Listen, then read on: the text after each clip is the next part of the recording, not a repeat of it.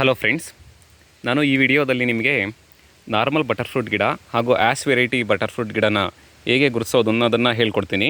ನೀವು ಯಾವುದಾದ್ರೂ ನರ್ಸರಿಗೆ ಹೋದಾಗ ನೀವು ಗಿಡ ತೊಗೋಬೇಕು ಅನ್ನೋದಿದ್ದರೆ ನೀವು ಗಮನಿಸ್ಬೋದು. ಇದು ನಾರ್ಮಲ್ ಬಟರ್ಫ್ರೂಟ್ ಗಿಡ.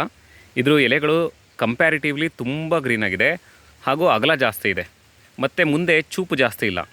ನೀವು ಗಮನಿಸ್ಬೋದು ಈ ಎಲೆಗಳನ್ನು. ಇದು ನಾವು ರೀಸೆಂಟಾಗಿ ತಂದಿರೋ ಗಿಡಗಳು. ನಾವು ಇದನ್ನು ಶುಂಠಿಕೊಪ್ಪದಿಂದ ತಂದಿರೋದು. ಮತ್ತು ನೀವು ಇಲ್ಲಿ ಗಮನಿಸ್ಬೋದು, ಇದು ಆ್ಯಶ್ ವೆರೈಟಿ ಬಟರ್ಫ್ರೂಟ್ ಗಿಡ.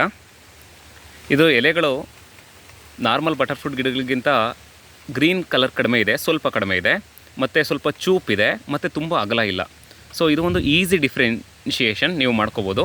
ಮತ್ತು ನೀವು ಗಿಡ ತಂದಮೇಲೆ ನೋಡಿ, ನಾನು ಈಸಿ ಐಡೆಂಟಿಫಿಕೇಷನ್ಗೋಸ್ಕರ ಬೇರೆ ಬೇರೆ ಪಾಟಲ್ಲಿ ಹಾಕಿದ್ದೀನಿ. ಅದು 2 kg ಕವರಲ್ಲಿ ಹಾಕಿದ್ದೀನಿ, ಮತ್ತು ಇದನ್ನು 1 kg ಕವರಲ್ಲಿ ಹಾಕಿದ್ದೀನಿ. ಸೊ ನನ್ನ ಈಸಿ ಐಡೆಂಟಿಫಿಕೇಷನ್ಗೋಸ್ಕರ ನಾನು ಈಗ ಮಾಡಿದ್ದೀನಿ. ಸೊ ನೀವು ಇದನ್ನು ಈಸಿಯಾಗಿ ಈ ರೀತಿ ಕಂಡುಹಿಡಿಬೋದು.